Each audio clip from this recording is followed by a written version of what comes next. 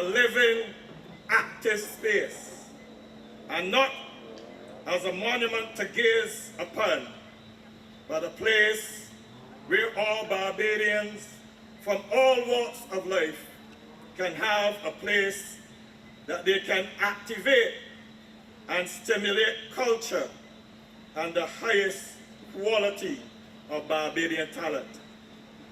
We dedicate this Marcus Garvey Amphitheatre not only to be a place of creative excellence in Barbados, but also regionally and beyond. Today, we come to this spot in Queen's Park, recognizing that eventually Marcus Messiah Garvey did come to Barbados.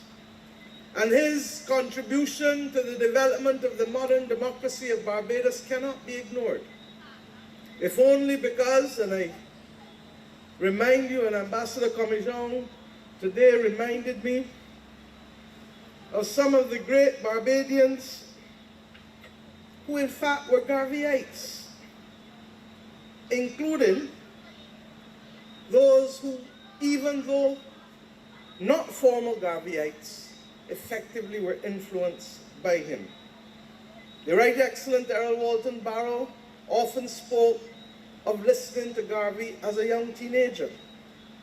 Many people in here may not know that the Premier Hugh Gordon Cummins was a Garveyite formerly. The Right Excellent Charles Duncan O'Neill, Clennell Wickham, James A. Tudor, Alexandria Gibbs, John Beckles, who most Bajans only know as John Beckles Drive, Menzies Chase, Chrissy Braffett and J.A. Martineau, well known to many in this audience, Moses Small, J.T.C. Ramsey, Rawl Parkinson, after whom the school was named, Ulrich Grant, Herbert Seal, and of course Winter Crawford, who served with distinction as a minister and a member of the Barbados Parliament.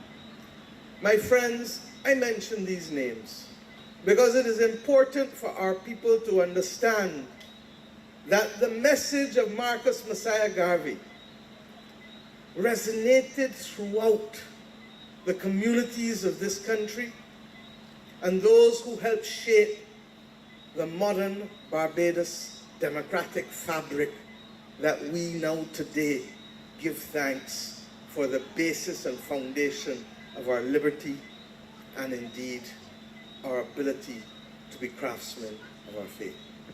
I reject the racist assumption of much of white American Christianity, namely that God who created the black man made him inferior, and that he had intended Negroes to be the servant class, hewers of wood, drawers of water.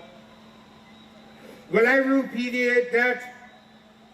I stand firm on the doctrine of Imago Dei, that all men, regardless of color, are created in the image of God. Now, from this premise follows the equality of all men, the brotherhood of all men. Does not the biblical injunction in Acts 17:26 remind us he created of one blood all nations of men that dwell on the face of the earth?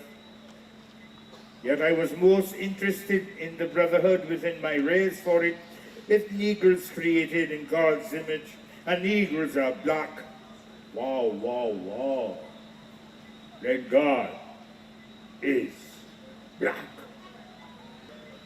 Marcus Messiah Garvey, a real revolutionary. It was he, this Jamaican African man, who taught us to understand that if we knew our history, we would see we greater than slavery. And from now until eternity, kings and queens we must always be. Yes, from now until eternity, kings and queens we must always be.